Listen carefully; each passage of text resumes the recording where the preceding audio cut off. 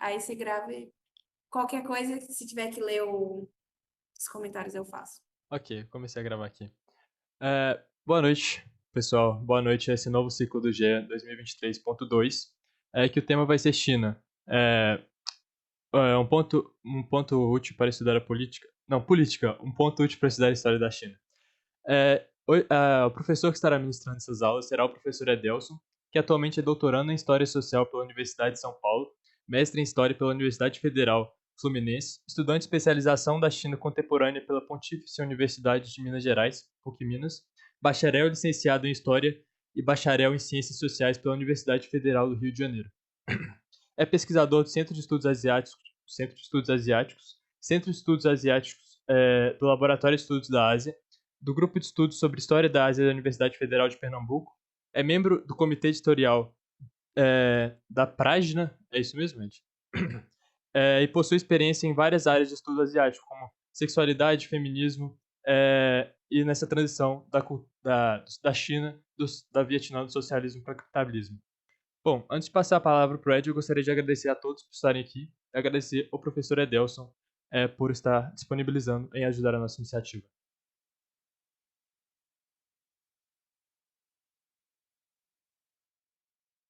Bom, gente, boa noite.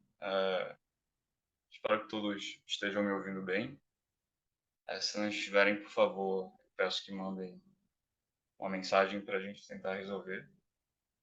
Quero agradecer muito pelo convite à Clara e pela mediação do Tomás. Se não me engano, Clara, essa é a quinta atividade que nós realizamos juntos, né? Desde o início da pandemia. Acredito que a primeira tenha sido em junho de 2021, não foi? Então fazem alguns anos que eu tenho realizado algumas atividades junto com o GE da UFMG e tem sido sempre bastante interessante. Bom, dessa vez a Clara e o pessoal do GE me convidaram para ministrar um curso, né? Das outras vezes foram palestras, atividades mais pontuais, e ela me fez uma encomenda. Planeje um curso e um curso mais longo de um semestre para a gente conversar sobre China. Bom, eu acompanhei o pessoal aqui nas mensagens e vi que são pessoas de lugares muito diversos, não é? De carreiras também muito distintas, áreas muito diferentes. Então, vou tentar dialogar com essa diversidade que vocês estão trazendo para o nosso curso.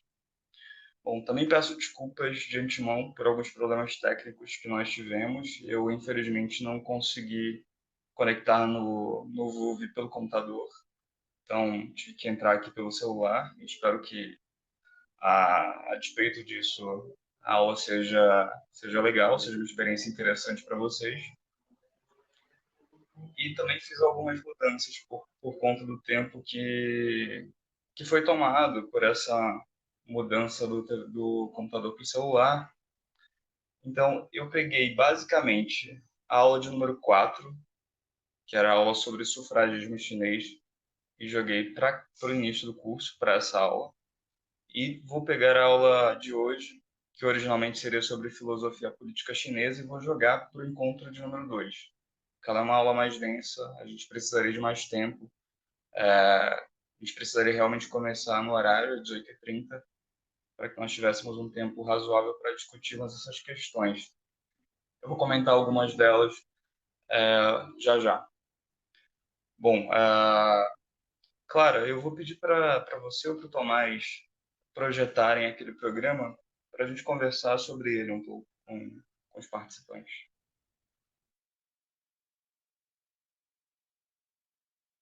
Vamos aguardar a Clara projetar. Não, Clara, o É programa só que ele. é o Tomás que está compartilhando. Ah, tá, tá. Desculpa.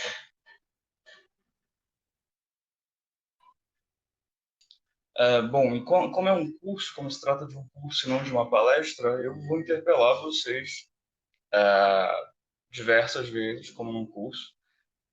E conto com a participação de vocês para responder algumas perguntas que eu for fazendo para a gente ir trocando algumas informações.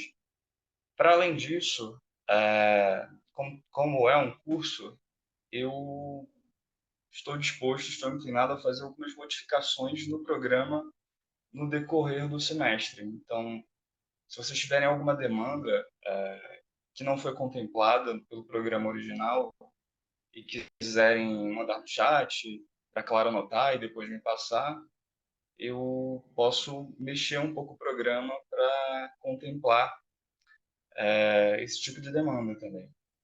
E também determinados aprofundamentos dentro das questões que eu já coloquei no próprio programa, de tópicos que já estão contemplados aí. Então, o pessoal do GE compartilhou aqui o programa. Bom, nosso curso ele é intitulado Política, uma categoria útil de análise da história da China. É uma questão para quem estuda gênero ou para quem é da área de história, certamente deve ter entendido o título, né? Esse título faz uma alusão a um artigo bastante famoso nos estudos de gênero, um artigo Gênero, dois pontos, uma categoria útil de análise histórica da historiadora britânica Joan Scott.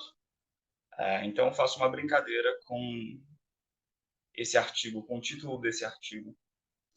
E assim como ele, eu pontuo já de início para vocês que eu estou utilizando política como um conceito analítico.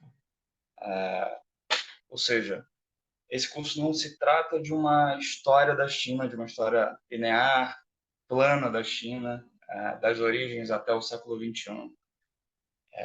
Nele eu vou utilizar a categoria de política para analisar essa história milenar da China. Tentar entender, por exemplo, quais as questões relacionadas à política e ao Estado antes da unificação da China, antes dela ter se tornado um império. Quais questões eram essas que instigavam pensadores como Mozi, Confúcio, Mencius, dentre outros.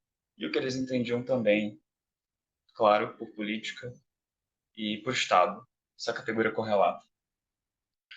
Depois a gente vai analisar o que era esse Império Chinês, o que os chineses entendiam que era o Império, qual o funcionamento da política no interior desse Império, as transformações, como as dinastias começavam, acabavam, qual era o entendimento sobre a figura do governante, do imperador, que por vezes é colocado em algumas literaturas como um governante absolutista, não é? Nós sabemos que essa é uma categoria referente a um fenômeno, a um sistema político europeu. Vamos discutir se essa categoria serve de fato para a análise da história da China. Depois vamos avançar no tempo, entender os conceitos de revolução, de partido político no contexto chinês, o que eram os partidos políticos na China do século XX. Eles eram partidos políticos como os europeus. As teorias políticas europeias e norte-americanas da ciência política podem ser utilizadas para que nós compreendamos o funcionamento daquele sistema partidário no século XX na China. São diversas perguntas que eu quero trazer para vocês ao longo dessas aulas para que a gente discuta, reflita sobre elas e, claro, tente desfazer uma série de pressupostos, de preconceitos sobre o funcionamento político da China.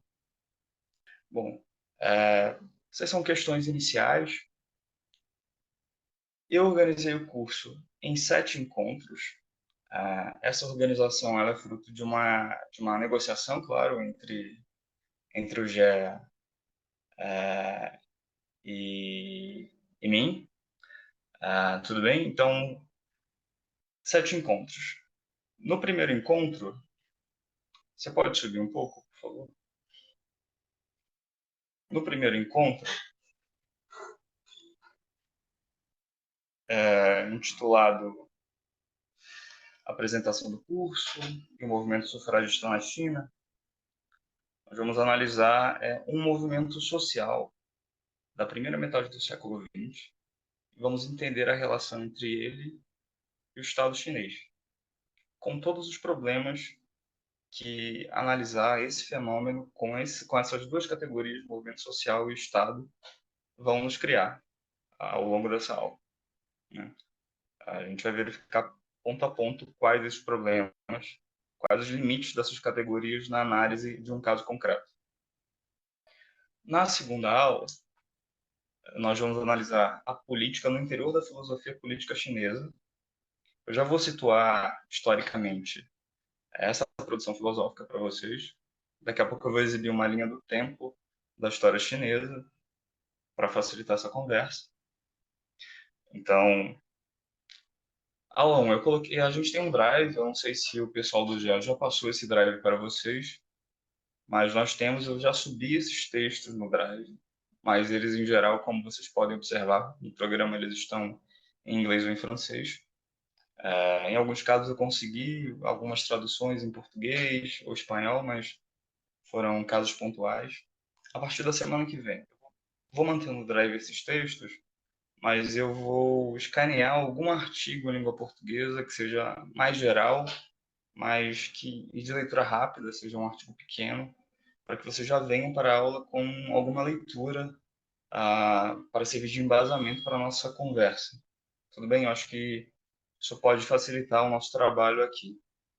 Aí depois, após a aula, ou no futuro mesmo, vocês podem acessar o Drive para consultar os textos que eu já subi. Então, na aula 1, sobre o sufragismo, a aula de hoje, eu coloquei 2 textos, um livro da Louise Edwards, que é uma cientista política britânica, bem interessante, ela é bem legal. Boa parte da aula de hoje eu baseei nesses trabalhos dela. O artigo aqui eu não consigo ver direito pela tela do celular, então vou abrir aqui o computador, o artigo, vou traduzir. Uma tradução literal seria Gênero, Política e Democracia, o sufrágio das mulheres na China. Esse é um livro clássico dela, considero a principal obra dela, e é muito legal para esse primeiro contato com o sufragismo chinês. Para uma leitura mais rápida, eu sugiro esse segundo artigo, o Sufrágio das Mulheres na China, mudando convenções acadêmicas, pressupostos acadêmicos, não é? Uma tradução literal. Ele também é bem legal, ela faz uma série de questionamentos, eu vou trazer muitos deles na aula de hoje, sobre as categorias analíticas que os estudiosos, os sinólogos, que são aqueles estudiosos da China, têm mobilizado, têm empregado na análise do sufragismo chinês. Na segunda aula, que é a aula que originalmente seria dada hoje, a política na filosofia clássica chinesa, eu coloquei aqui como leituras obrigatórias um livro da Annie Chen, ou Annie Chen. Ela é uma sinóloga francesa, uma filósofa. E esse livro, provavelmente aqueles que já têm algum contato com China, já leem sobre China, ou já estudaram chinês, pelo menos conhecem o título desse livro. Então, Histoire de la pensée chinoise, História do Pensamento Chinês em Língua Portuguesa. Tem uma edição da editora Vozes, que eu também coloquei no Drive. Então, esse livro é fundamental para quem quer começar a esse universo da filosofia chinesa. Não só a clássica, mas a filosofia chinesa de uma maneira mais geral. Junto com ele, eu coloquei um texto em língua portuguesa, porque eu queria muito que vocês conhecessem esse livro, intitulado Textos Selecionados de Filosofia Chinesa, volume 1, do Marcelo Oliva Costa. Marcelo Oliva Costa, ele é um sinólogo da área de filosofia, sinólogo brasileiro, brilhante. Ele tem publicado algumas coletâneas de filosofia chinesa. Se não me engano, já foram publicados 5 livros, 5 coletâneas de filosofia chinesa, todos disponíveis em PDF no site da Universidade Federal de Pelotas. Então, eu recomendo fortemente que vocês, após essa aula, joguem Marcelo Oliva Costa, textos selecionados de filosofia chinesa no Google. para darem uma olhadinha nesses materiais. Desse livro, especificamente, depois eu vou enviar um e-mail para o Jé se comunica com vocês, que eu gostaria que vocês lessem um capítulo sobre ele, em que há uma discussão sobre política e ética na filosofia clássica chinesa, que eu acho que pode ser bem legal, bem bacana para a nossa próxima aula. E, finalmente, um livro de um sinólogo estadunidense, o Brian Van Orden, a Introdução à Filosofia Chinesa Clássica. Há já uma tradução em língua portuguesa da editora Vozes desse livro. Também é uma edição muito boa, assim como do livro da Annie Cheng, que infelizmente não tem PDF ainda, por ter sido um lançamento recente, mas vale a pena comprar. Vocês podem comprar por uns R$ 50, acho que é um pouquinho mais. Se quiserem investir em algum livrinho um pouco mais barato sobre filosofia chinesa e bom, eu recomendo o do Van Orden. O da Annie Cheng é um pouco mais antigo, então você vai encontrá-lo só em sebo e por um preço muito alto. Mas você já tem um PDF dele. Na aula de número 3, nós vamos discutir o sistema político imperial chinês, como funcionava o Império Chinês.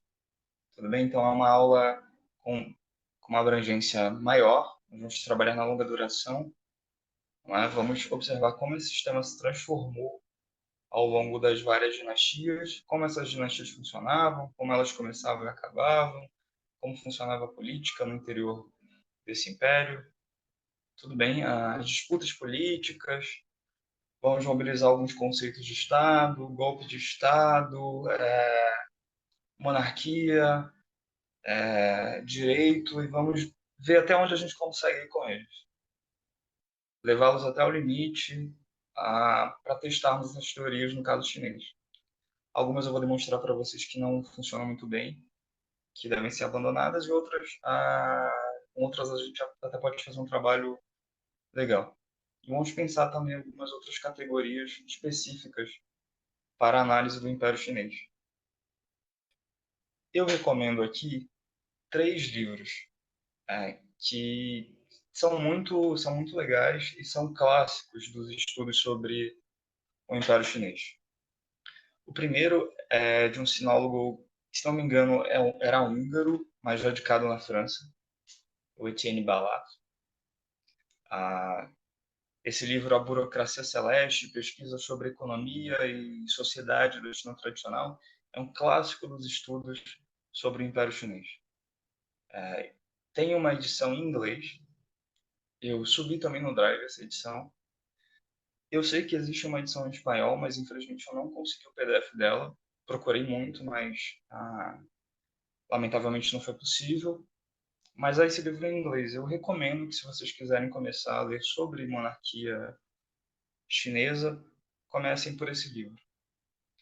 Depois tem outro que também é bem legal, o Le Monde Chinois, do Jacques Gernet, também um sinólogo francês muito importante do século XX, no mundo chinês. Esse livro tem 2 volumes, na edição portuguesa. Infelizmente não há uma edição brasileira. Eu também não consegui o PDF da edição portuguesa, mas consegui, se não me engano, de uma edição em espanhol. Então, também é uma leitura legal. Jacques Gernet tem alguns trabalhos fascinantes sobre o Império Chinês, sobre o cristianismo na China, que é uma figura que eu acho que vale a pena ser conhecida. E, finalmente, um trabalho de um sinólogo estadunidense, Charles Hooker, China's Imperial Past, o passado imperial da China, uma introdução à história e à cultura chinesas. Esse também é um livro clássico sobre o Império Chinês. Ele é um pouco menor que o do Gernet, mas igualmente interessante, igualmente importante. São 3 livros fundamentais de 3 autores essenciais dos estudos sobre o Império Chinês. Acho que já vale pelo menos vocês conhecerem essas figuras, Depois do curso, com mais calma, vocês podem ler esses livros ou procurar outros trabalhos desses autores. Finalmente, na aula de número 4, nós vamos trabalhar com a dinâmica partidária. O programa será compartilhado, Fernando, não se preocupe. Esse programa está atualizado, eu fiz uma atualização agora, por conta dos problemas técnicos, então vocês o receberão, não se preocupe. Na aula de número 4, nós vamos trabalhar o sistema partidário na China no século XX. Tá bom? Nós vamos entender como se deu a emergência, né, o surgimento dos partidos, do Partido Nacionalista Chinês e do Partido Comunista Chinês.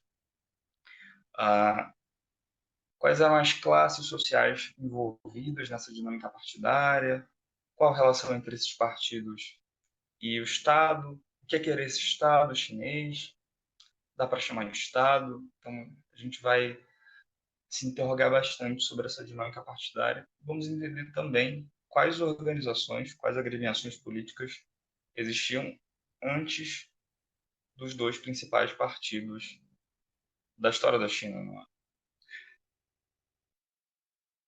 Eu coloquei nesse tópico também alguns livros que são clássicos e um livro mais recente. O primeiro livro que vocês observam aí é um livro de um historiador francês, Yves Cherquier. É um historiador importantíssimo para a nossa área de estudos chineses.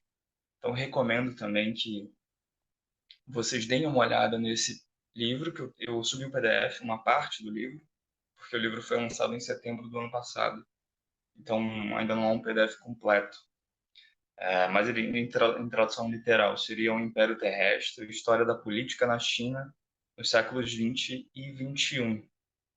A democracia que naufragou, 1895 a 1976. Então, esse volume ele tem cerca de 1.200 páginas. É um trabalho de fôlego. Tem um segundo volume que trabalha política na República Popular da China de 76 até hoje, que tem o mesmo tamanho. Então, é uma obra gigantesca e que certamente já nasce como uma referência para esse assunto. Eu acho que já vale só de conhecer, sabe? Dê uma olhada no livro, não só nesse, mas nos demais que eu coloquei no Drive, para conhecer esses autores, para conhecer esses trabalhos. A maioria deles são trabalhos clássicos dos estudos sobre China, que eu acho que vai valer bastante a pena. Eu coloquei também um PDF lá completo do Chou.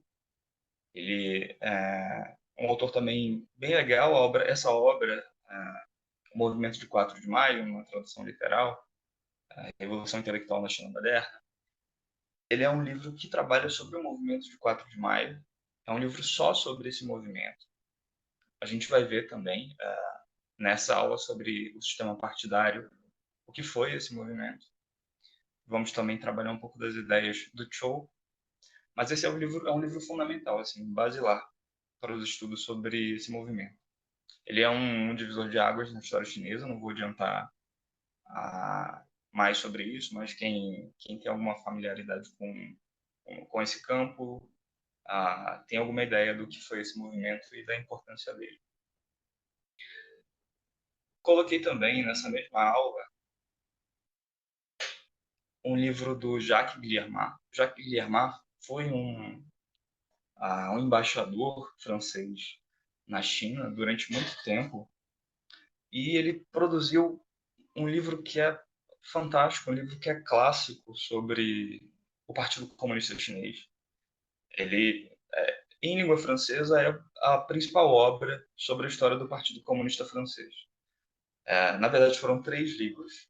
O primeiro foi esse, que eu coloco a referência em inglês, numa tradução literal, Uma História do Partido Comunista Chinês, 1921, que foi a data de fundação do partido, até 1949, que é o ano da Revolução Chinesa. Esse livro eu consegui o PDF, já está no Drive, então deem uma olhada lá. E tem outros 2 livros que estão em francês. Tem uma versão em língua inglesa, mas eu não consegui o PDF desses livros, infelizmente. Então vou ficar devendo. Se eu conseguir ir nos próximos meses, eu coloco lá para vocês. São, aqui numa tradução literal também, O Partido Comunista no Poder, volume 1, e O Partido Comunista no Poder, volume 2. Então aí ele vai trabalhar com o período de 1949 até 1979. Beleza? Que é quando acontece a ascensão do Deng Xiaoping. Então é uma história bastante completa dessa agremiação política. E finalmente coloquei esse livrinho ali, History of the Chinese Communist Party, a história do Partido Comunista Chinês, uma cronologia de eventos de 1919 a 1990, que é uma publicação oficial chinesa sobre a história do Partido Comunista, mas ela também é bem legal, porque infelizmente eu não consegui o PDF desse livro, mas se vocês quiserem buscar, fuçar a internet depois para tentar achar ou tentar comprar esse livro, eu acho que vale a pena. Porque percebam, olha, que o ano inicial do livro é 19, é o ano do movimento de 4 de maio. Beleza? Vai até 90, então ali são elencados os principais fatos assim que são considerados importantes para a história do Partido Comunista Chinês. Então acho um trabalho legal para que a gente compare, né, com os outros historiadores ocidentais. E finalmente coloquei um livro sobre a história do Kuomintang, ou Kuomintang, a Partido Nacionalista, né, que é numa tradução literal, políticas partidárias na República da China, o Kuomintang, 1912 a 1924, do George Yu. Esse é um livro sobre a história do Kuomintang nos primeiros anos, nos anos iniciais.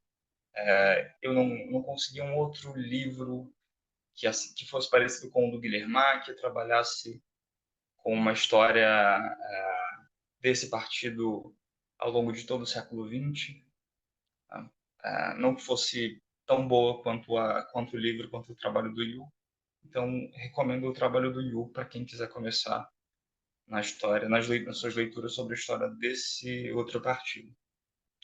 Finalmente, na aula de número 5, intitulado Sistema Político da China Contemporânea, aí tem alguns trabalhos mais acessíveis, em língua portuguesa, em espanhol. Só tomar uma água. Esses trabalhos são um trabalho do Evandro Menezes de Carvalho, que é um professor de Direito da FGV do Rio. Ele é um pequeno artigo manual de instrução do sistema político chinês, que eu acho que também vale bastante a pena para quem quiser começar a entender como funciona o sistema político chinês hoje na China. Esse trabalho publicado pela PEX, Conhecendo o Sistema Político Chinês, também eu acho que também é legal, ele é pequeno, também assim como um artigo do Evandro. Coloquei um livro, Sistema Político Chino, A Sachá de los Estereótipos, da Patrícia Holkmeier. Esse livro foi publicado na Costa Rica há alguns anos, mas ele é um trabalho bastante completo sobre o funcionamento do sistema político chinês nas últimas décadas. Infelizmente, eu não consegui o PDF desse livro. E um dicionário, esse sim, está disponível em PDF, já está no Drive. Um dicionário de política da República Popular da China, do Colin McIvers, que é um sinólogo estadunidense também muito bom. Ele é um dos principais sinólogos estadunidenses da atualidade. Então, vocês podem ir lá consultar, é um dicionário mesmo. Eu acho que ele não está aqui à mão, então eu o pegaria para mostrar para vocês. Ele não... Na próxima aula, ou na aula de número 5, eu mostro esse livro, mas é bem bacana, um dicionário sobre política. Finalmente, além da Como vocês sabem, nós vamos receber um certificado, não é? De participação de 40 horas. Serão parte dessa carga horária. Será das aulas, das 7 aulas, portanto 14 horas de aula.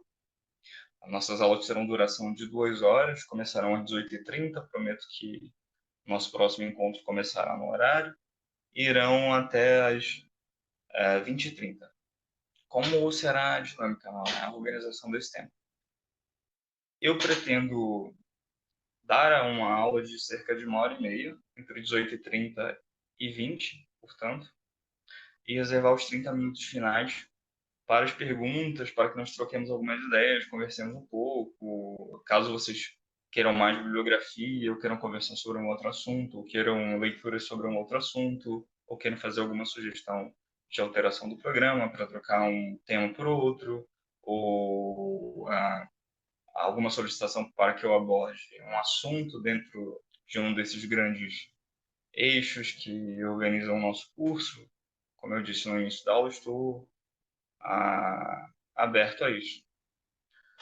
Nas aulas de número 6 e de número 7, além da frequência, né, como eu disse, vocês vão precisar produzir um artigo entre 10 e 15 laudos sobre um dos temas do curso ou sobre algum outro tema relacionado, ou seja, um artigo acadêmico.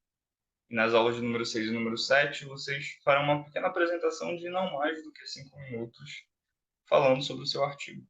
Tá bom? Então, às 14 horas serão das aulas e as 26 horas restantes serão reservadas para a produção desse trabalho escrito. E vocês devem estar pensando, mas isso vai tomar muito tempo e nós vamos produzir esse artigo para nada, ele vai ficar lá, ninguém vai ler. O que o Gea e eu conversamos? Que eu lerei todos os artigos que serão produzidos, farei observações em todos eles, mas para além disso, o GE está com um projeto novo de organização de uma revista, da revista do GE, o FMG. E se você quiser, o seu artigo pode ser publicado na primeira edição dessa revista. Então, bem legal, você consegue o certificado desse curso e também consegue uma publicação em uma revista acadêmica. E dá uma força aí para os nossos amigos do GE para tocarem essa ideia para frente. Então, é um artigo pequeno, você pode fazer em dupla, que facilita bastante, ou até em trio, que facilita ainda mais. Então, após a finalização das nossas aulas, teremos aí mais de um mês, não é? Para que vocês se dediquem só à produção desse trabalho. O certificado será de 40 horas, portanto, e, claro, eu vou pedir só para você subir para o início, para que eu fale um pouco sobre sobre as datas dos nossos encontros. Então, gente, eu vou falar sobre como ele deve ser feito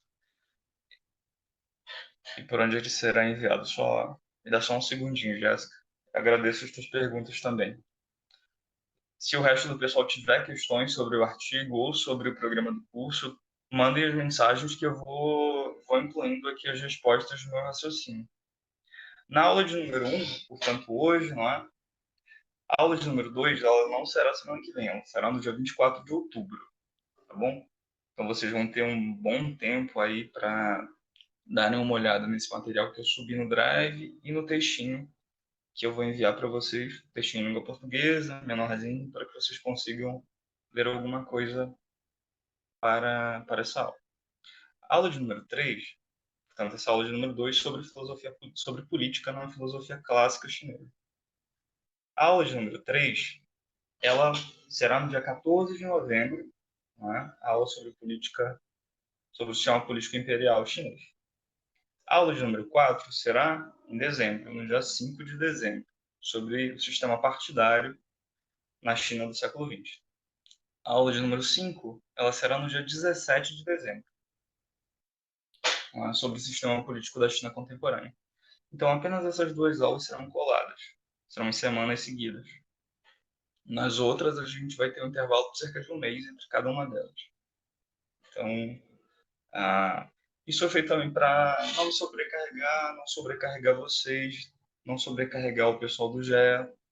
Assim, eu acho que a gente pode conseguir ter uma dinâmica melhor, mais proveitosa das nossas aulas.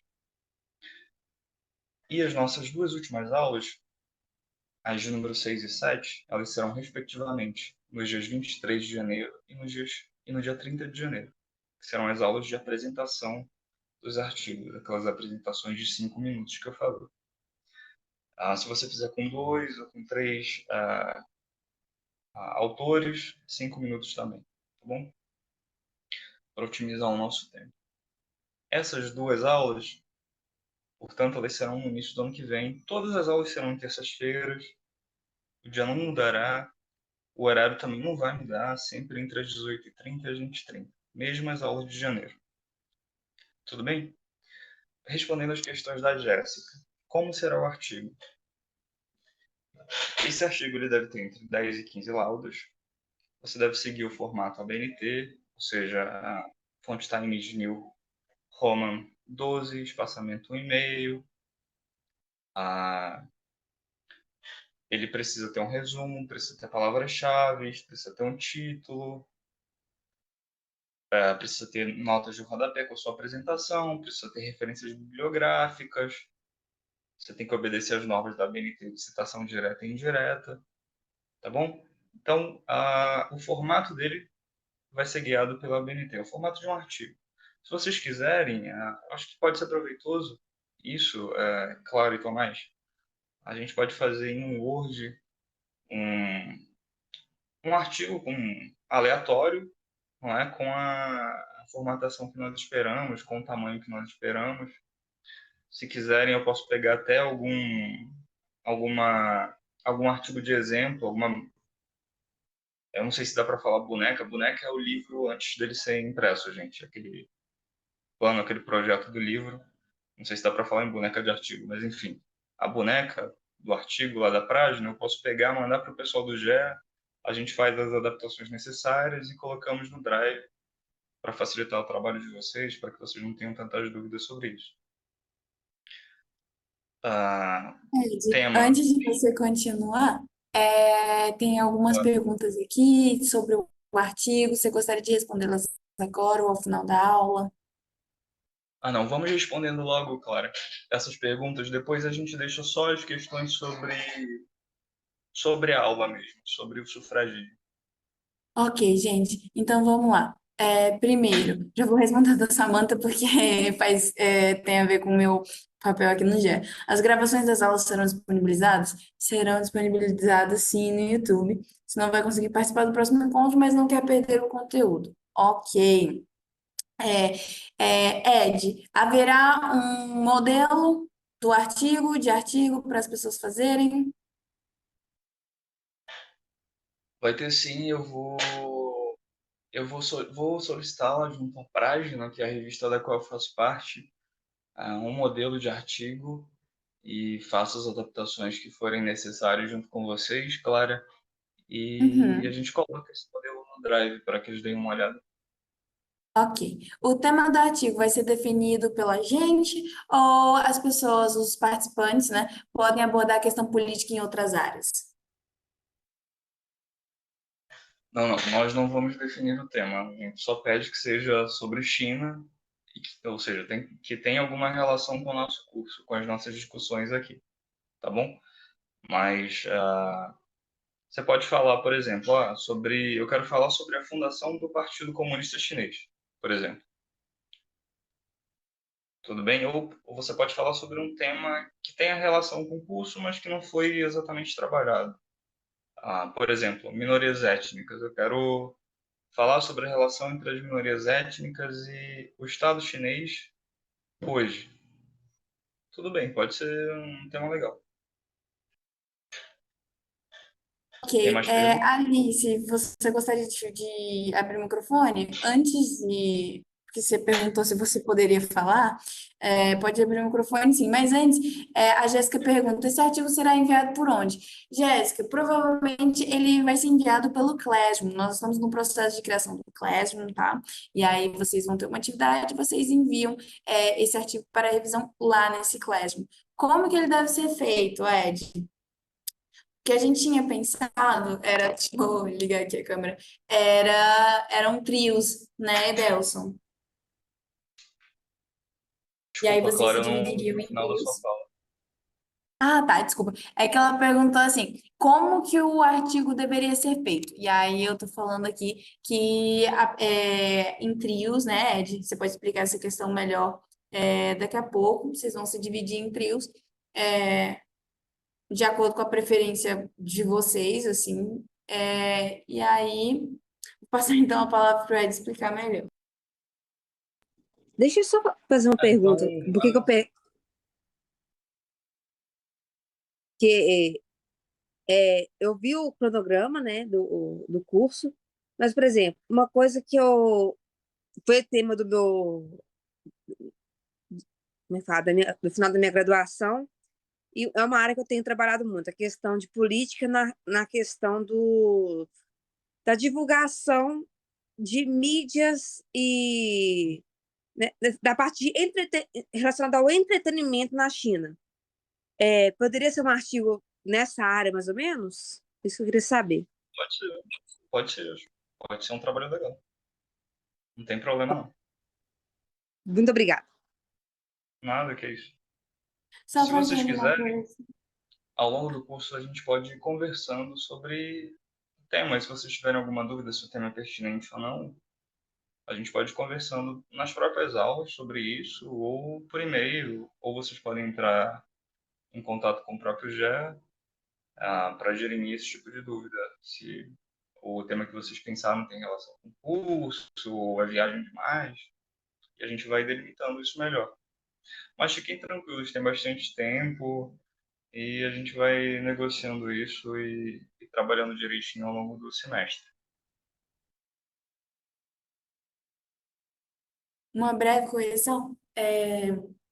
A gente está cotando esses artigos, né? A gente, claro que o Ed vai fazer a revisão dos artigos e vocês vão ter que apresentá-los numa apresentação de 5 minutos ao final do semestre. Uma apresentação mais para vocês falarem o porquê que vocês se interessaram em escrever sobre aquilo e o que que vocês descobriram, assim, de uma forma bem, o que que vocês acharam, de uma forma bem sucinta, né? É, Gostaria de saber se o país a ser tratado tem que ser especificamente a China ou pode ser outro país asiático. Como o tema do nosso semestre é China, né? A gente vai ficar nesse país. Esses trios serão escolhidos pela gente ou por vocês? Por vocês, podem escolher tranquilamente. Como se dará a formação dos grupos? Não conheço ninguém. Aí vocês têm que, se vocês acharem necessário, a gente pode fazer alguma tabela, assim, mas vocês estão no grupo de WhatsApp, né? Lá do GE, então vocês podem se organizar por lá. Qual é a data limite para envio dos artigos? Pode fazer individualmente ou precisa ser necessariamente em trio? Ed, eu acho que a gente pode. Gente, vão mandando as perguntas de vocês sobre a pesquisa, e aí a gente faz um compilado, né, Ed, das perguntas, e aí a gente responde posteriormente para a gente não tomar muito tempo da aula, pode ser? Tá, eu acho que sobre os grupos, está travando muito. Será que a minha conexão está travando? Acho que é só a sua. Uai, tem gente que tá falando que tá travando. E tá normal, Eu Clara. acho que. Ah, não, o pessoal está dizendo que não está travando. Pode ser a sua. Olha só, eu acho que você pode fazer sozinho, ou você pode fazer em dupla, ou você pode fazer em trio. Ah, pelo menos por mim, não tenho problemas em relação a isso. O que, que você acha? Ah, por mim pode ser. Sim, a gente só recomenda que sejam feitos em trios devido à apresentação final e devido ao alto alto nível, alto número de Ah, artigos, né? sim, sim. Tem um. Tentem fazer em trio até para facilitar o trabalho de vocês, para que seja mais rápido, beleza? Ou em dupla, se não for possível, em trio. Aí, em último caso, façam individualmente. Mas, a princípio, não está proibido. Tá bom? Ninguém vai ser penalizado, ninguém vai ficar sem certificado, se os trabalhos forem individuais. Mas, tente conversar com seus colegas e fazer um trabalho em trio ou em dupla. Olha só, havia uma outra questão sobre trabalho que era Data de importante, entrega. sobre a data de entrega. Então, as nossas aulas expositivas acabarão ali em meados de dezembro. Aí nós teremos um espaço de 17 de dezembro até 23 de janeiro. Então tem ali um pouquinho mais de um mês e uma semana, né, para que vocês comecem a trabalhar no artigo, pelo menos no esboço do trabalho, e nas aulas do dia 23 e do dia 30 façam uma pequena apresentação sobre esse esboço. Eu acho que nessas duas aulas a gente pode analisar como está o andamento dos trabalhos e, se for necessário, podemos dar mais um tempo, mas isso a gente precisa chegar lá para averiguar isso, né, claro. Então é É isso. Por isso enquanto, mesmo. É. Se vocês tranquilos. tiverem mais perguntas, por favor, vão mandando aqui no chat. Mandem principalmente lá no grupo de WhatsApp. Quem não estiver no grupo de WhatsApp, por favor, avise aqui.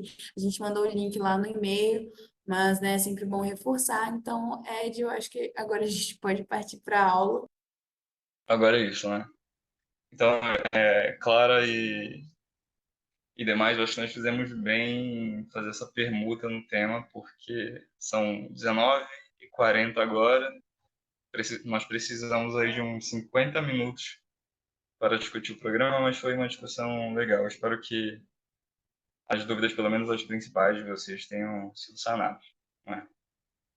E deem uma olhada no Drive, deem uma olhada nos autores, se tiverem curiosidade sobre os autores, tragam as questões na próxima aula. Se quiserem mais materiais sobre esses autores, também me peçam na próxima aula, que eu subo mais material no Drive, tá bom?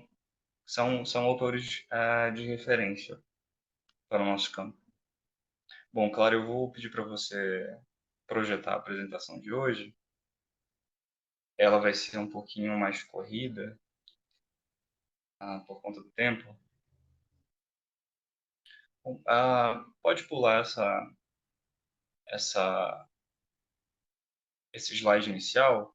O Tomás já me apresentou, então não tem mais necessidade de apresentação. Bom, antes da gente começar, eu quero fazer uma perguntinha bem básica e bem simples para vocês. Conto com a ajuda de vocês, com a participação. Peço que vocês enviem uma resposta breve, uma frase pela, pelo chat. O que é a China? O que vocês acham que é a China? O que vocês entendem por China? O que vem à mente de vocês quando vocês ouvem essa palavra?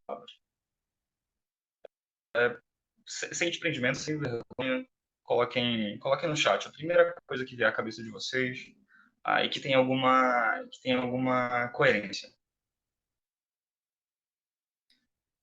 Claro, se você puder, você pode ler as respostas para mim, porque pelo celular eu não consigo ter acesso a elas vão aparecendo aqui no cantinho.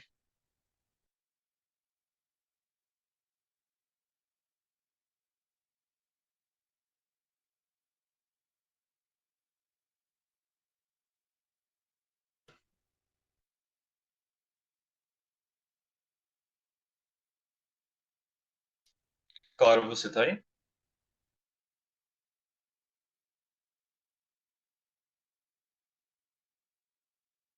Bom, gente, deixa eu ver se eu consigo aqui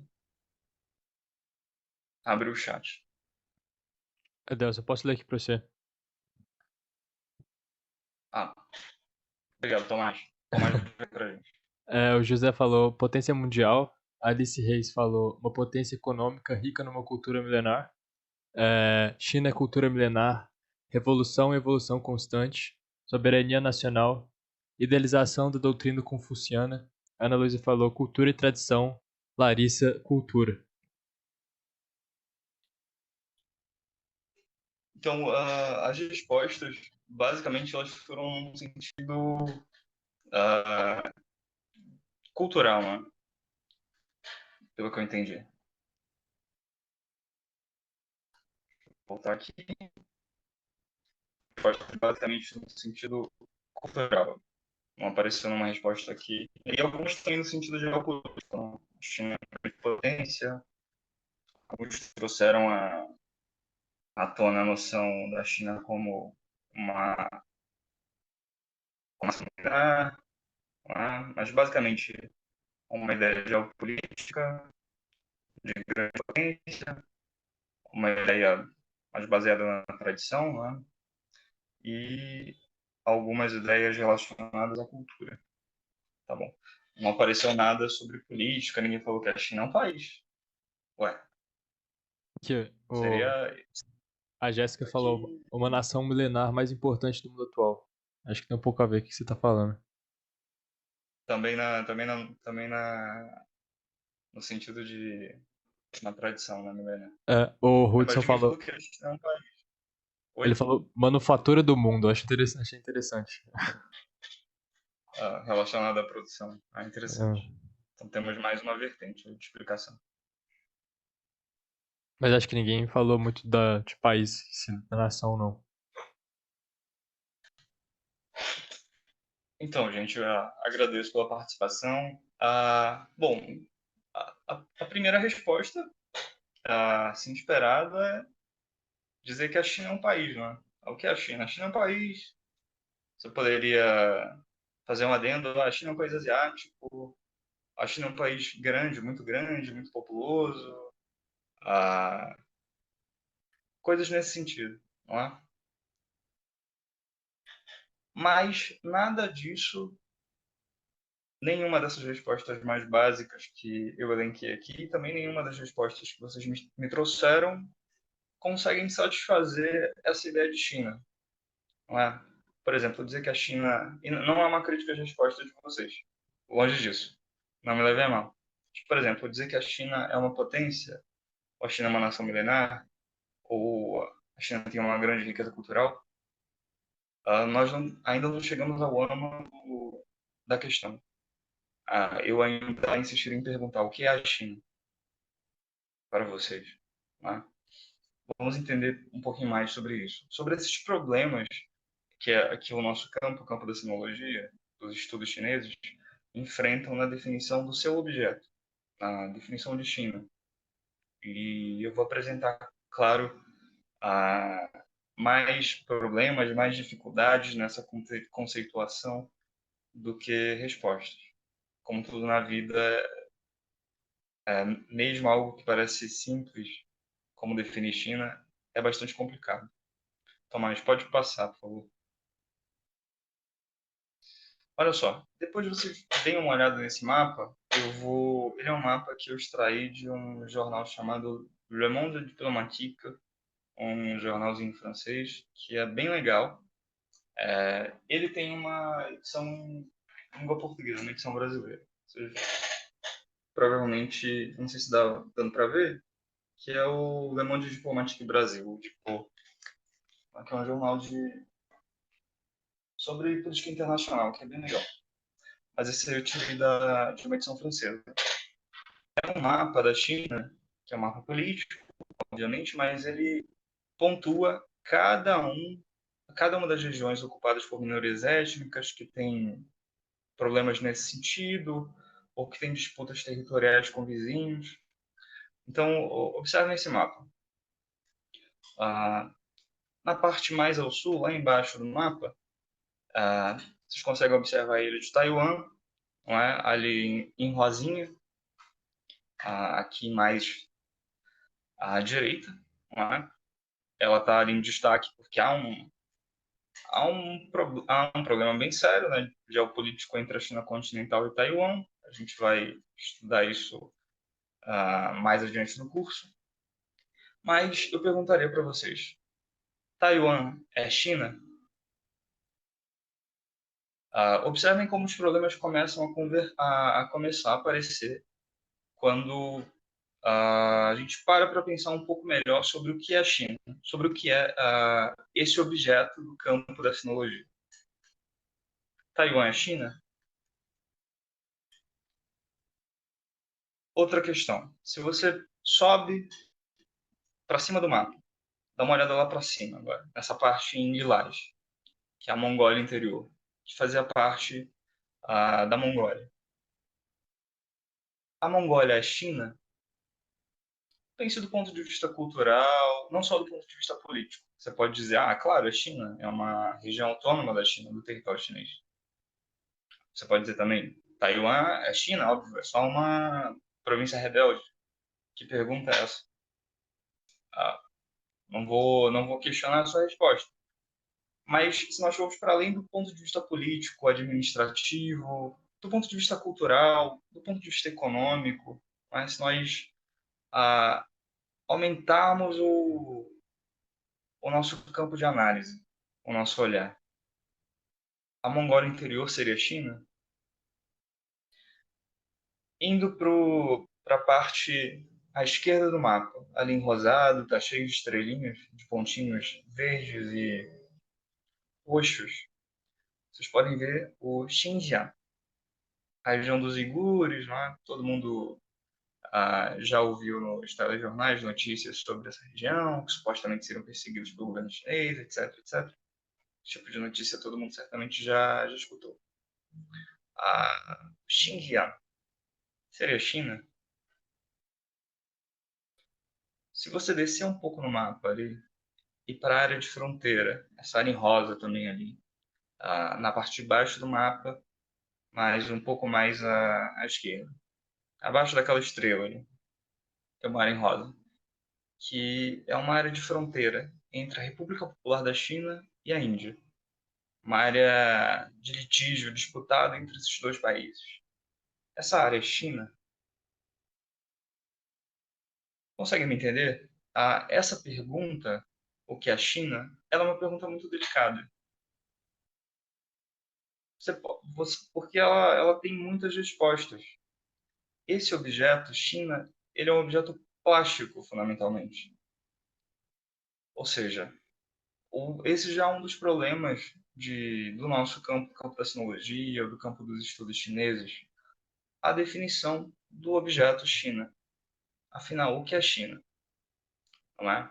E a gente vai se deparar sempre que formos realizar algum trabalho sobre China, com esses problemas, em alguns casos até dilemas, não é? De conceitualização do que é a China.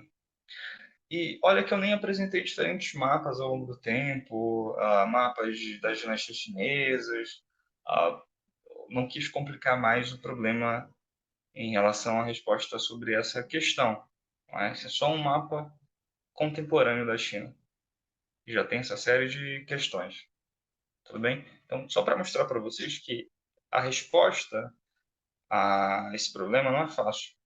E a definição desse objeto não é nada simples.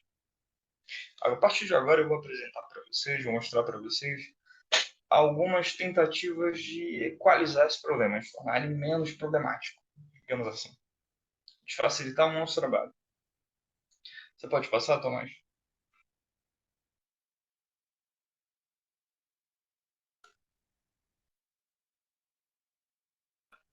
Volta um pouquinho, por favor. Para o slide seguinte ao slide do mapa. Isso, esse aí. Obrigado. Então, aqui eu apresento para vocês três categorias, não sei se vocês já se depararam com elas, que são as categorias de mundo chinês, sinosfera e sinografosfera. Vamos por partes. Vamos ir cortando isso aqui para a gente analisar melhor. E conto novamente com a participação de vocês. O que vocês entendem por mundo chinês? O que é isso? O que significa essa categoria? Olha só, eu já não estou falando mais em China. Eu estou falando agora em mundo chinês. Qual é a primeira coisa que vem à mente de vocês quando vocês escutam esse termo, mundo chinês? Podem enviar no chat também, sem medo, sem vergonha, não vai ter julgamento aqui.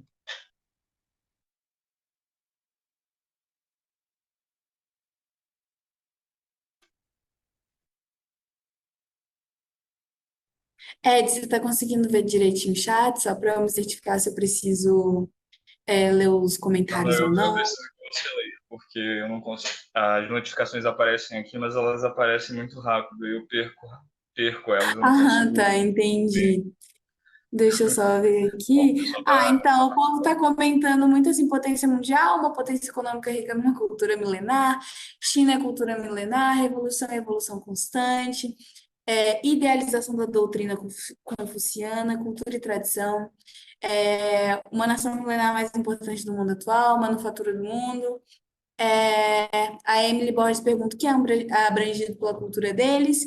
A Ana Luísa responde: tudo que envolve a cultura chinesa, desde música até política, visão de mundo. A Renata diz: todo espaço onde há influência da China. Jéssica diz: o conceito que temos deles, desde a potência, tecnologia, etc. A Laura disse: globalização, comércio em larga escala. Aí o José falou: eu não sei, é uma pergunta. O aspecto cultural. E um dos monitores aqui do GEO, o Lucas falou, cosmovisão cultural dos povos e culturas que formaram a China. Obrigado, Clara, e obrigado a todos vocês também que participaram. Olha só, exatamente, vocês conseguiram pegar o âmago assim, da pergunta. O mundo chinês nada mais é do que aquela área que foi influenciada pela cultura chinesa. E quando a gente fala em cultura chinesa, a gente está falando basicamente em duas coisas. Por um lado, a escrita chinesa, né? Aquela escrita em caracteres. Ah, todo mundo já deve ter visto, não é? Mas eu vou pegar um livro aqui, pode ter alguém que nunca tenha visto caracteres chineses. Esse aqui é um livrinho bilíngue, esse tipo de escrita aqui. Acho que está dando para ver, né, claro? Esse tipo de escrita aqui em caracteres, tá bom? O nome é esse, realmente, caractere. Não é ideograma. Ideograma é um tipo de caractere que tem alguma semelhança com, a, por exemplo, com alguma figura existente, um animal, uma planta, etc., um objeto. Então, o nome correto é caractere.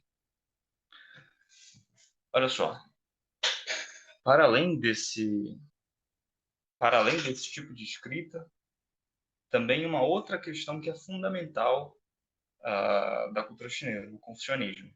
A gente também vai estudar um pouco melhor o que é o confucionismo, especialmente o pensamento político dessa matriz, na próxima aula. Mas é basicamente isso: escrita em caracteres e confucionismo. Vocês devem estar pensando, claro, nas Coreias, não é? Claro, a escrita mudou agora, mas a forma de escrita da Coreia não é tão antiga assim. O Japão, o Vietnã hoje usa o alfabeto latino, mas até o século XIX, quando foi imposta uma reforma linguística pela França, ele utilizava caracteres chineses, caracteres inspirados nos caracteres chineses, tá legal? E todos esses países ainda têm uma forte influência confucionista, uma forte influência cultural da China, tá bom? Então, o mundo chinês, ele englobaria não só a República Popular da China, mas englobaria Taiwan, englobaria a Península Coreana, o Japão, o Vietnã, Singapura, beleza? Então seria um universo bem maior e definido a partir do ponto de vista cultural.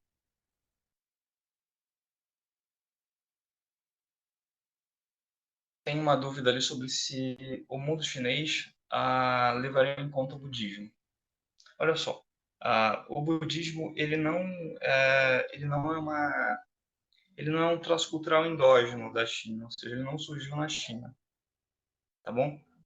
mas teve forte influência na história chinesa, na cultura chinesa e tem até hoje. Tá legal?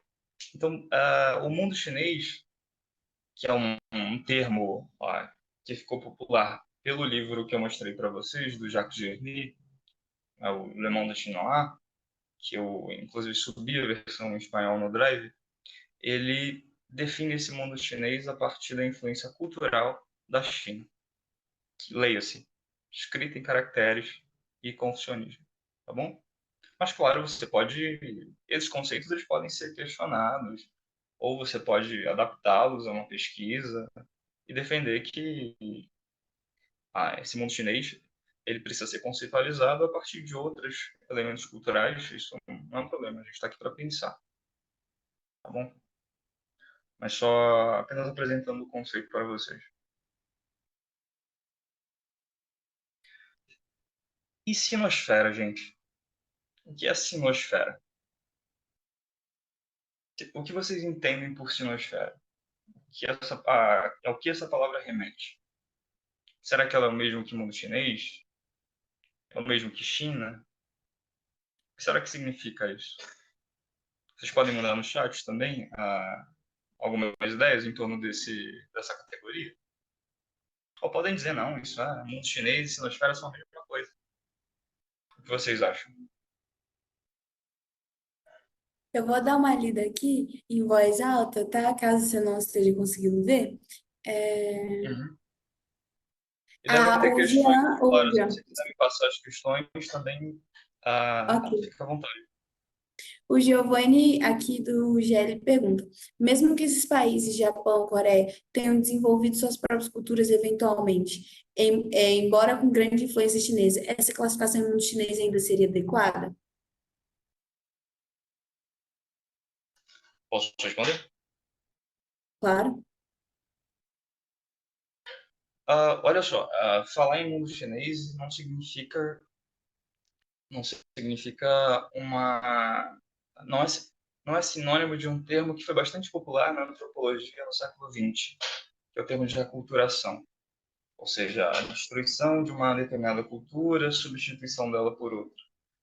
Não é necessariamente isso que o conceito quer dizer, né? Quer dizer que houve uma anulação da cultura desses outros lugares pela cultura chinesa, ou uma imposição. É mais uma influência, né?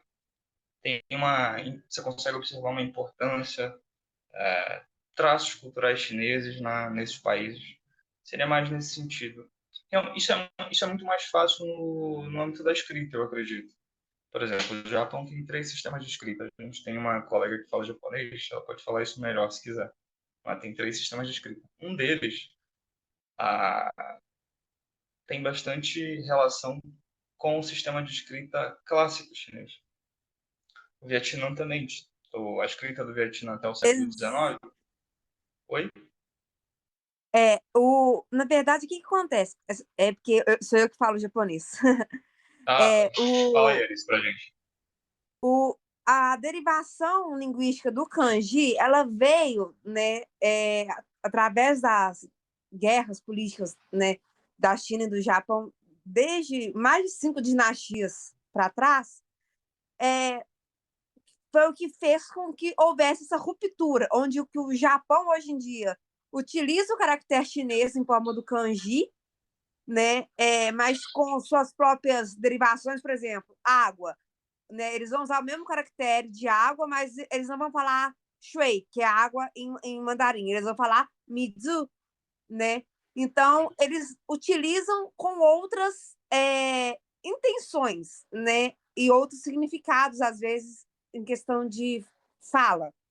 Mas e ao mesmo tempo, o hiragana e o katakana, evolutivamente também, eles eram línguas que eram escritas que uma era exclusiva para os homens e outro para as cortesãs.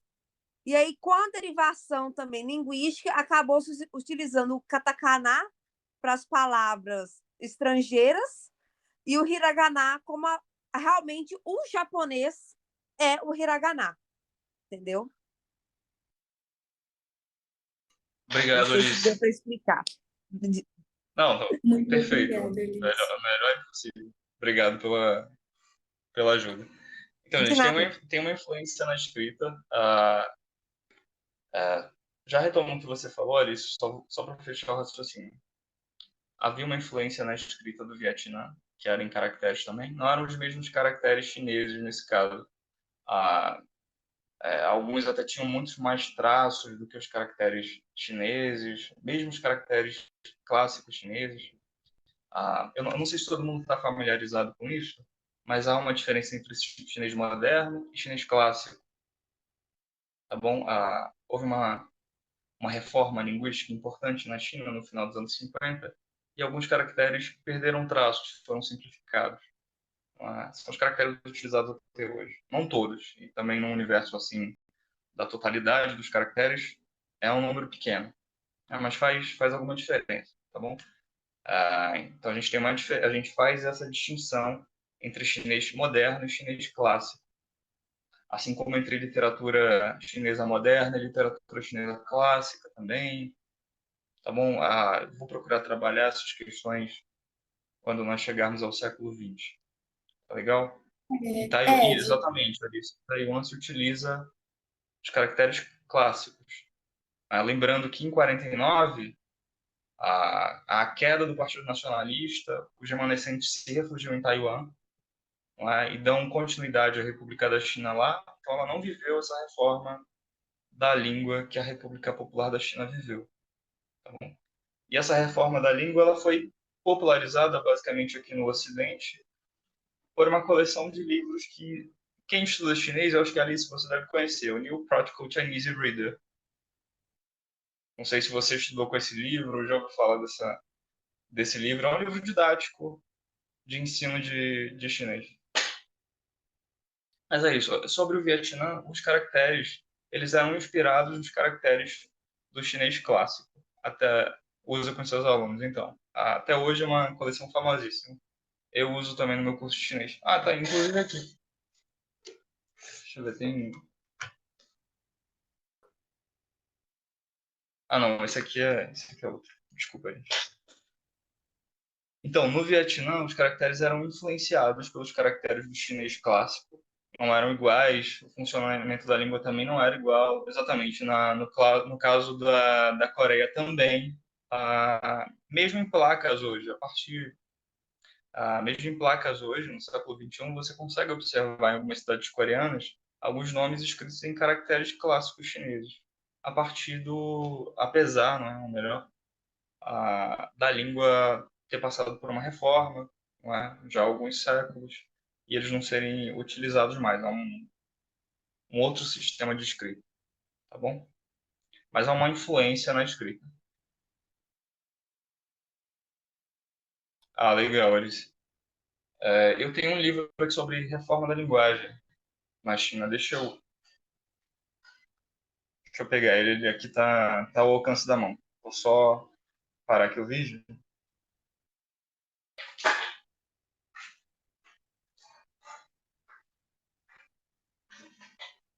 gente, enquanto isso, eu gostaria de dizer que a lista de presença já está disponível, que vocês precisam assinar a lista de presença, tá?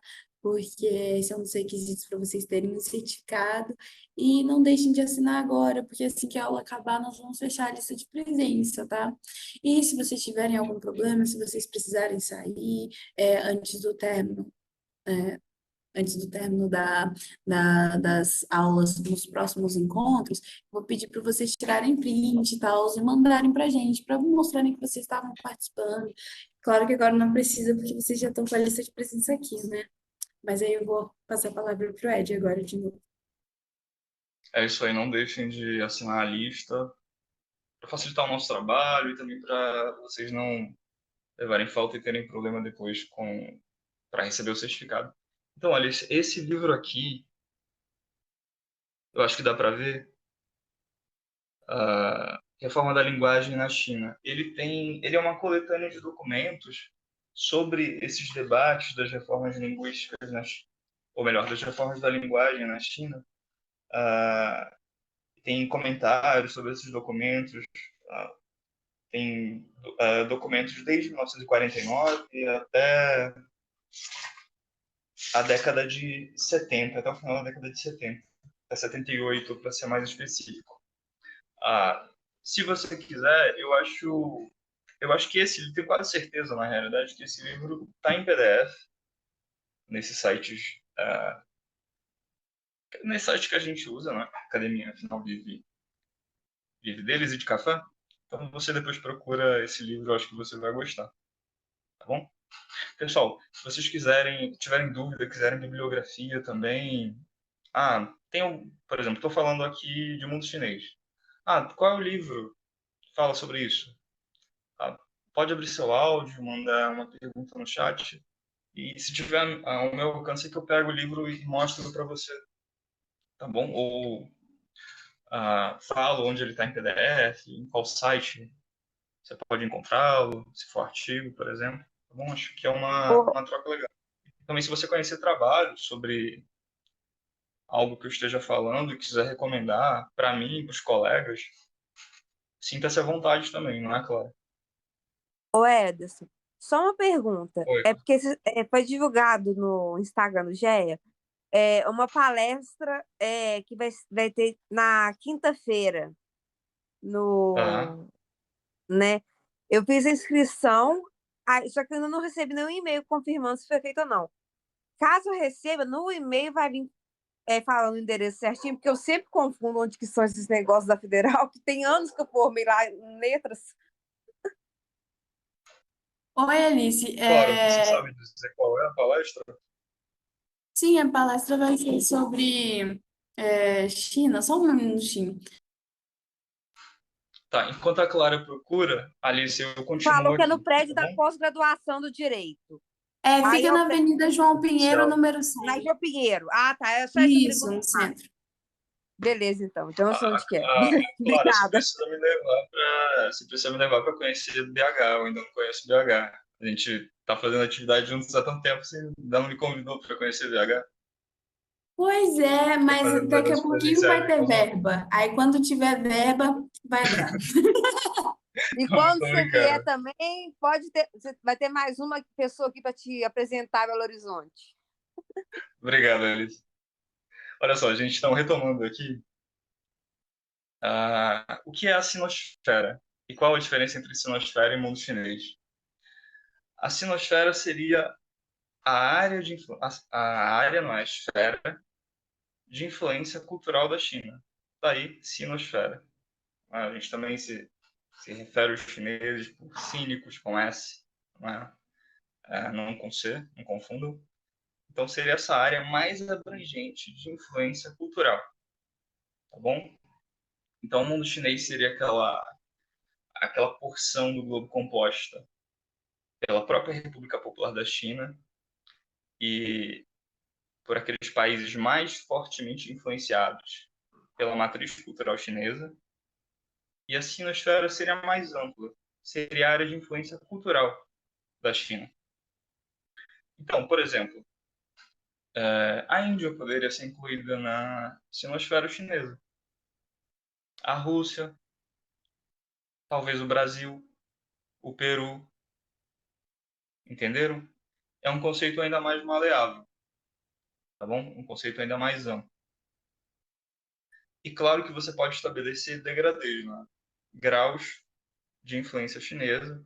Você pode falar de uma sinosfera forte, de uma sinosfera fraca, tá legal? É só um conceito para facilitar o nosso trabalho. Então perceba, a gente começou com China e a gente foi refinando essa ideia, tá bom?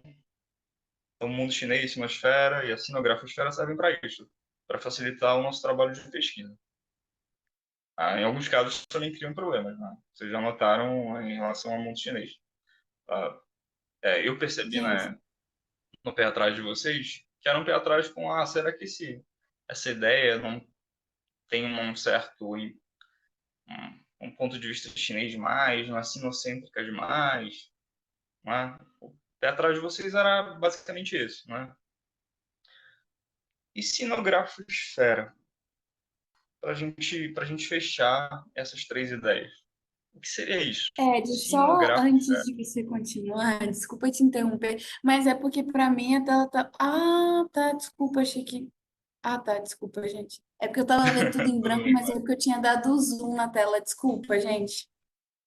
Sem problemas. Pessoal, e sinografosfera? Qual seria a diferença de sinografosfera para sinosfera e para mundo chinês? O que vocês acham? Mandem aí no chat as ideias de vocês para gente comentá-las.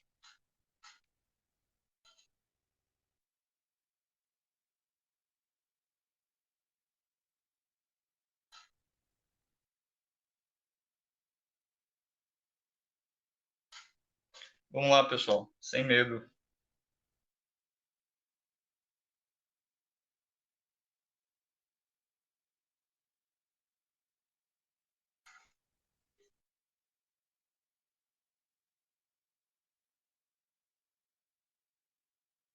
Claro, você quer ler as respostas? Acho que chegaram algumas aqui, mas eu as perdi. Ah, sim. Ah, eu tinha respondido. Você falou que não precisava ter vergonha, né? Então eu respondi aqui. Área de influência global da China, onde ocorrem interações da China. A Samantha e a Marina disseram que é a esfera de influência da escrita chinesa e a esfera de influência da grafia. Então, gente, obrigado, é isso mesmo. Perfeito. A sinografosfera, ela seria aquela área de influência da escrita chinesa, dessa escrita em caracteres. Ou você poderia colocar, então, obviamente, o Brasil tem uma certa influência da escrita chinesa, o Peru, o México, alguns países africanos, a Rússia, países europeus, etc. Você poderia ah, trabalhar como você melhor entendesse com essa categoria, tá legal? Então, enquanto a sinosfera seria trabalharia com uma ideia de cultura mais ampla, sinografosfera trabalha com uma concepção de escrita, uma concepção um pouco mais restrita. E assim como sinosfera, você pode, obviamente, estabelecer níveis de influência. Falar de uma sinografosfera mais fraca, de uma sinografosfera um pouco mais forte, tá bom? Então, fechando essas três categorias, partimos de China e estabelecemos algumas categorias analíticas agora, não é? Para refinar, para lapidar um pouco melhor o nosso objeto de estudo, tá bom? Se tiverem dúvidas sobre isso, podem mandar aí no chat para a gente tentar dirimir essas questões. Tomás, você pode passar por. Vamos só aguardar enquanto o Tomás avança para o mapa. Isso, obrigado. Nesse mapa, ele é interessante porque a gente consegue observar o mundo chinês, a sinosfera, a sinografosfera. Olha só, eu peguei esse mapa porque ele lida com aqueles problemas de mundo chinês que vocês levantaram. Observem que o mundo chinês aí, ele está em azul escuro, esse azul bem forte. Ele abrange apenas a China continental, que é sinônimo de República Popular da China, e Taiwan, beleza? Obviamente que você pode dizer, mas Taiwan está incluído aí, isso é problemático, se você olhar do ponto de vista político ou geopolítico, não é? Ah, tudo bem, mas essa seria uma ideia bem restrita de mundo chinês, tá legal? Depois, as partes em azul, tá bom? Vocês observam o Brasil, observam a Austrália, o Peru, o México, os Estados Unidos, o Canadá, a Rússia. São áreas em que a gente tem uma colônia um pouco maior de imigrantes chineses, não é? Aqui na América Latina, principalmente o Peru, o México, um pouco menos e um pouquinho menos o Brasil. Essa seria uma sinosfera, né? Uma área de influência cultural alargada, bastante alargada, eu diria, ah, da influência cultural chinesa. E em rosa, são as partes ali da Europa, a Índia, algumas regiões da África, algumas áreas da própria América Latina, seria uma sinografosfera. Uma área que tem uma influência mais do ponto de vista da escrita, por meio, por exemplo, de institutos Confúcio, de outros institutos de ensino de língua, ou de pesquisa de cultura, de história chinesas, tá bom? E você poderia pensar no seguinte: a sinografosfera, ela está incluída, ela pode ser incluída na sinosfera? Eu diria que sim, tá bom? É que a sinografosfera ela é um conceito que foi inicialmente produzido pela área de linguística. Por isso ele tem um foco tão grande na escrita, tá bom? Mas eu diria que é perfeitamente possível que você inclua a sinografosfera no interior da sinosfera, tá bom? Pode avançar, por favor. Então, para fechar aquilo mesmo, observem que a gente tenta dar uma melhorada na nossa questão, não é? Jogar fora alguns dilemas, alguns problemas, tentar resolver outros, não é? Mas, obviamente, que a gente cria novos problemas com essas categorias, tá bom? São categorias instáveis também. Mas acho que elas podem ser pertinentes, podem facilitar um pouquinho o nosso trabalho.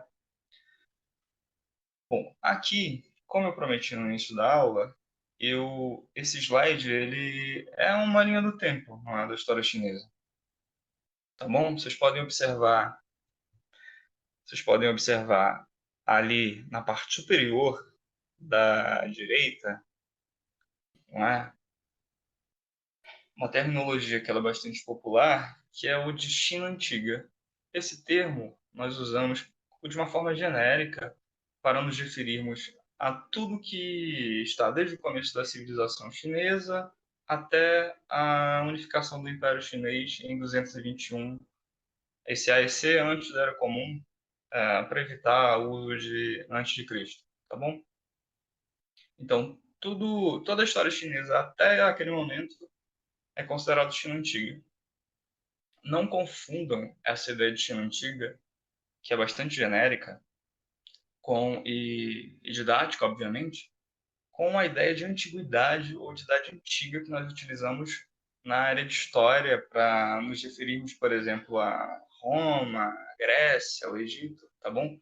Não são a mesma coisa, tá legal? Não se confundem. Depois desse período que a gente denomina de China Antiga, onde estão aquelas primeiras dinastias, o período das primaveras e outono, dos gênios combatentes, bom, a quem tem um pouco mais de familiaridade com esse campo já ouviu falar nesses termos, a gente vai trabalhá-los nas próximas aulas, mais especificamente na próxima, quando formos ver a filosofia a política na China Antiga. Tá bom? Então é nesse período da China Antiga que estão situados historicamente os pensadores como Confúcio, Mêncio, Mozart, tá bom? Esses grandes pensadores é, que são basilares assim da cultura chinesa. Então, aquelas correntes como legismo, confucionismo, taoísmo, todas surgem mais ou menos ali no século V antes da Era Comum, ou seja, no período da China Antiga. Boa parte da filosofia, que a gente chama de filosofia clássica chinesa, foi produzida nesse período, tá bom? Depois a gente tem um segundo período que já é bastante longo também.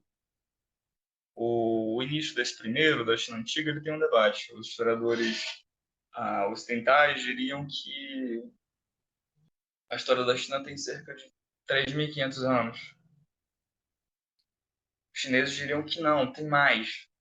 Joga aí para cima dos 5.000. Tá bom? Por quê? Porque as primeiras dinastias chinesas elas têm essa história muito feita a partir de registros mitológicos, tá bom? Não tem muitos registros escritos. Quem é da história sabe que essa é uma questão delicada. Tem alguns poucos registros arqueológicos.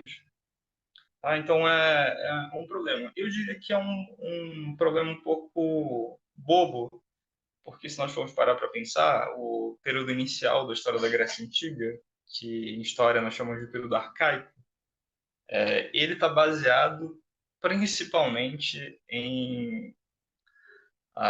nos poemas Odisseia e Ilíada, do Ulisses. E até hoje é um debate sobre se Ulisses realmente existiu, se não eram várias pessoas, um grupo de pessoas. E o Ulisses, ele, nesses livros, ele narra acontecimentos que misturam mitologia com fatos, e são acontecimentos muito anteriores ao período em que esses livros teriam sido produzidos.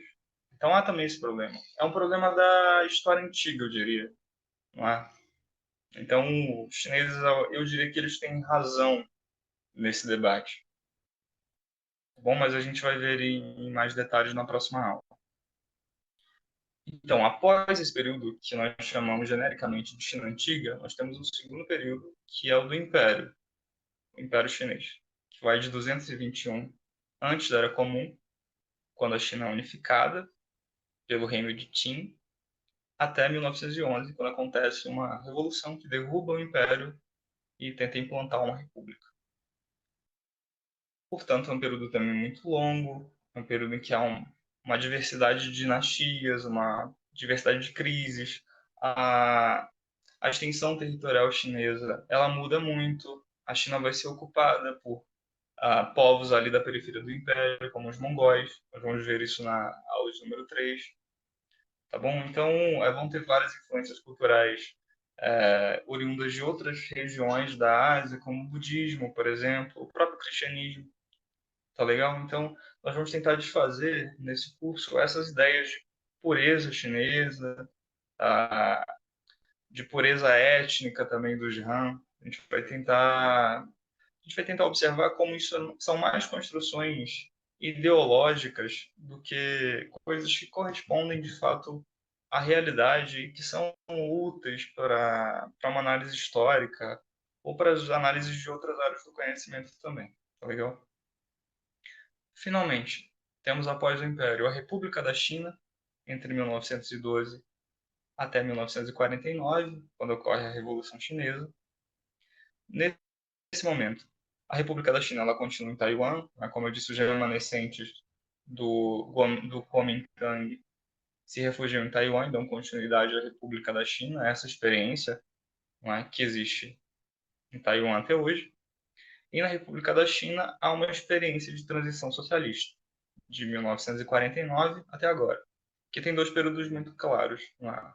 Um que a gente chama também genericamente de período maoísta, em referência ao Mao Tse-tung, que foi a principal liderança política desse período, entre 49 e 78, e outro que a gente denomina também, de forma genérica, de China contemporânea, que é o período das reformas e abertura, tá bom? Que começaram em 78 e duraria até os dias atuais. Então, essa seria uma linha do tempo bastante didática para que a gente se situe no nosso curso. Então, na aula de número 2, nós vamos trabalhar basicamente com a questão política na China antiga, na aula de número 3, no Império Chinês, na aula de número 4, na República da China e também no período maoísta, e na aula de número 5 nós vamos trabalhar o sistema político da China contemporânea. Tá legal? Eu estou vendo aqui que já são 8h25, não vai dar tempo de entrar no sufragismo, mas isso, isso não é um problema. Eu acho que essa introdução e também os comentários sobre o programa foram bastante úteis para a gente começar a nossa conversa. Claro, eu vou chamar você de volta para dar uma olhada no chat, para ver se tem perguntas. E a gente pode utilizar esses 5 minutos finais para responder essas perguntas. Se vocês tiverem mais questões sobre a aula de hoje, ou sobre o curso em geral, sobre o trabalho, podem enviar, por favor, no chat para a gente tentar responder. Se você Gente, quiser parar a então, projeção, Tomás.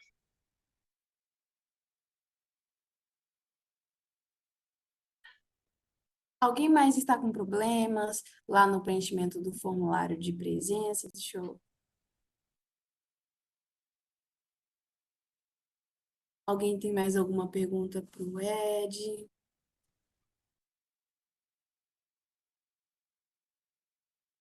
Não sei se alguma pergunta tiver ficado perdida no chat também.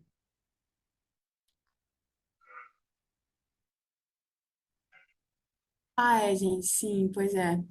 Essa alguma pergunta ficou perdida. Mas, gente, com relação ao trabalho, a gente vai fazer um textinho, tá? A gente vai fazer um documento, né, que a gente vai disponibilizar lá no Classroom, que vai ser enviado para o e-mail de vocês. Daqui a pouco a gente vai mandar, daqui a alguns dias a gente vai mandar um link do Classroom para vocês, tá? Vocês têm mais alguma pergunta sobre o tema? Sobre a carreira do Ed. Ah lá, a Jéssica perguntou, qual a diferença entre sonífera, é isso mesmo? E Sinosfera. sinografosfera?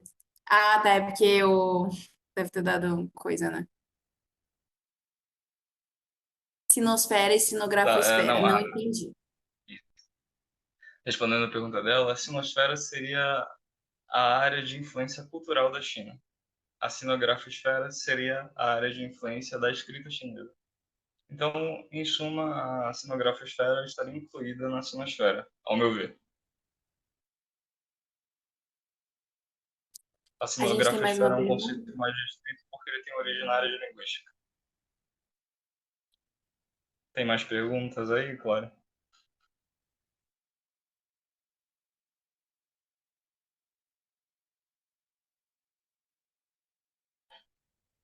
A gente tem mais uma pergunta, sim, da Fernanda. Um artigo falando sobre a importância, principalmente, da China no BRICS. Seria legal? No... Tá bom, eu vou subir um artigo sobre isso ou algum livro lá no nosso Drive. Claro, você manda essa demanda para mim pelo WhatsApp para não esquecer. Na verdade, Fernanda, você está perguntando isso sobre tema para o artigo que você quer entregar, ou você está solicitando algum artigo sobre a importância da China no BRICS para o Edelson? Ah, é verdade, pode ser. Ah, ela está perguntando como tema de trabalho dela, de trabalho de final de ciclo. O que que você acha, Ed? A Ah, como China tema no é legal, BRICS, bem a legal. importância. É bem legal. Ah, tá, entendi. E aí a Jéssica perguntou: como pesquiso na internet para saber mais? Tem uma palavra-chave? Para saber mais no caso, Jéssica, sobre essa diferença de sinosfera e sinografosfera, ou você está falando sobre demais coisas da China? Aí eu fico na aguardo do comentário. Gente, se vocês quiserem abrir o microfone para perguntar, tá? Não precisam ficar com vergonha.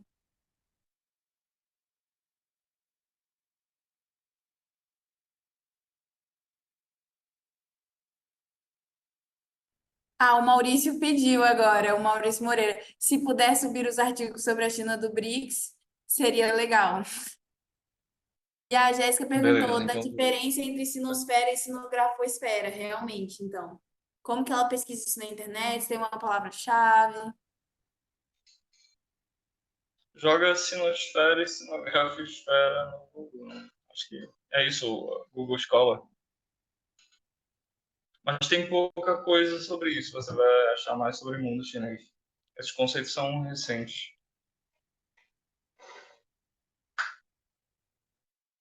Gente, vocês têm mais algum artigo, assim, que vocês queiram, ideias de artigos que vocês queiram escrever? Ah, lá, Renata, eu gostaria de artigos sobre a China e a África. Ah, E beleza, aí, eu posso Ed? tentar também Aí, subir. ok, eu vou escrevendo essas coisas. A Jéssica perguntou: como o tema do artigo, posso fazer sobre o tema de conceito do Império Chinês? Acho que pode sim. Pode sim, pode ser legal. Gente, Ah, Larissa, seria legal falar sobre a obsessão da Europa com a China? Acho que sim, mas eu não sei se eu entendi direito. Tal- Talvez um bom começo seria definir o que você está chamando de obsessão. A presença da China na cultura europeia, talvez você pudesse escolher um país, um período para analisar isso, eu não sei.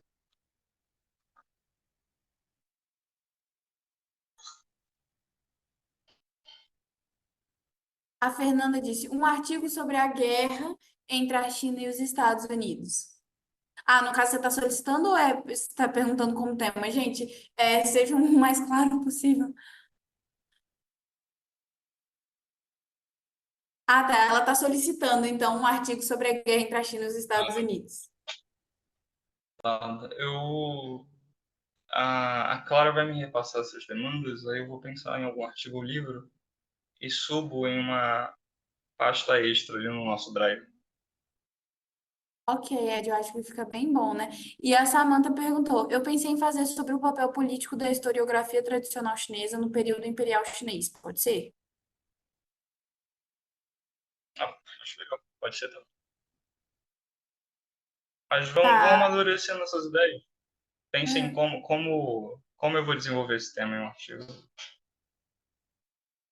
Ed, você acha que fica legal se a gente criar um Docs no Google, né? Um Google Docs, aí as pessoas vão colocando, sei lá, ideias de temas, o nome delas e os temas, já os grupos, assim, possíveis temas. O que que você acha? Ah, pode ser, acho que pode facilitar o nosso trabalho. Pode ser. Que aí você já vai dando uma olhada, assim, aí as pessoas já vão pensando no tema. Acho melhor, Ah, né? A gente organiza que lá. a nossa próxima aula, ela vai ficar para dia, 24, né? isso, dia 24 de outubro. Aí eu acho que seria legal vocês entregarem isso até antes do dia 24 de outubro, para o Ed poder dar uma olhada, né, Ed, e fazer comentários, se achar necessário, né, na próxima aula, que aí a gente já vai passando um pouquinho em cada aula sobre o artigo, e é Sim, isso. pode ser assim, então. Então, acho que a gente pode encerrar, né, Clara, por hoje. É. Ah, o Luiz Boaventura perguntou se ele pode fazer sobre o que é notícia, sobre o que é notícia sobre China no Jornal Nacional. Ah, pode, né? Vai ter que analisar o Jornal Nacional um determinado período de tempo. Isso, gente. Aí, então Acho que vocês já vão pensando assim e já. Aí que eu tô rindo do comentário da Bianca. Mas, enfim.